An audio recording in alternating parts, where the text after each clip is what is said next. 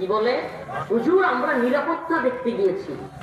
তো নিরাপত্তা দেখতে গিয়েছেন, তাহলে আপনি কি করে বলেন রোজা আর পূজা? আপনি কি করে বলেন কৃষ্ণ কৃষ্ণ মোহাম্মদ?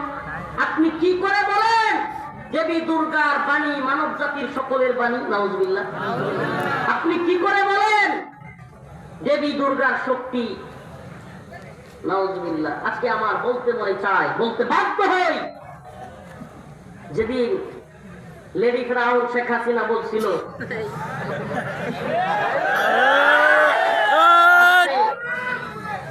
আজকে আমি আওয়ামী লীগের বিরুদ্ধে বলবো না।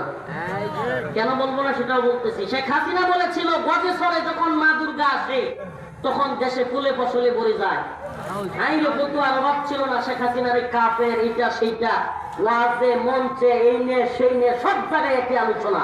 তো এখন যখন তোমার দলের লোকেরা, তোমার নেতা, তোমার নেত্রীরা ইসলামের বিরুদ্ধে বলতেছে, পূজার পক্ষে বলতেছে, দেবী দুর্গার পক্ষে বলতেছে, এখন তোমার বক্তব্য কোথায়? সাবধান হয়ে যাও। আমি একটা কথা বলি, আমি একটু আল্লাহ মাফ করুক, আমি একটু ব্যতিক্রম মানুষ, আমি স্পষ্ট ভাষায় বিশ্বাসী।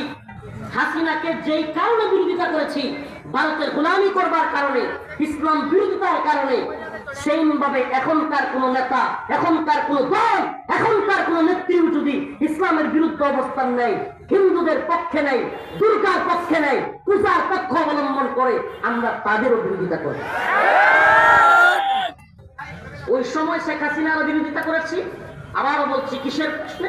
ইসলামের প্রশ্নে, দ্বীনের প্রশ্নে, ঈমানের প্রশ্নে। আজকে যদি রেজভী সাহেব বলেন, আজকে যদি শিশির মোহাম্মদ মনির বলেন রোজার পূজা কি ব্যাখ্যা দেয়? তারা পূজা করবে, আমরা রোজা করবো। তোরে রোজা আর পূজা একসাথে মিলিয়ে বলতে বলছে কি? আপনাকে কে বললে রোজার পূজাকে একসাথে মিলিয়ে বলতে? আপনি কি বোঝাতে চান? মুসলিমরা রোজা পালন করে যেমন সঠিক, আপনি পূজা পালন করেন সেটাও সঠিক। নাউজুবিল্লাহ। কোথায় পাইছেন এই দলিল? আপনি বলবেন হুজুর আমি তো বলি নাই মুসলমানরা পূজা করবে, আমি বলছি যে রোজা আর পূজা মানে মুসলমানরা রোজা করবে আর তারা পূজা করবে, আমরা এক সময় এগুলো পালন করি। যুক্তি দেখান। তাহলে এত সুন্দর করে আবার বিষ্ণু কৃষ্ণ মোহাম্মদ, নাউজুবিল্লাহ, আমার রসুলের নামের সাথে ওই বিষ্ণু আর কৃষ্ণর নাম মেলান আপনি, আপনার ইমানের অবস্থা কি? শুনেন, আল্লাহ মাফ করুক, এই গণতন্ত্রের রাজনীতি ইমান হারার রাজনীতি, এমন অবস্থায় নিয়ে যায়। মূলত এই নেতা শিশির মোহাম্মদ মনির, সুনামগঞ্জের সাল্লা বাড়ি। ওনার বাড়ি কোথায়?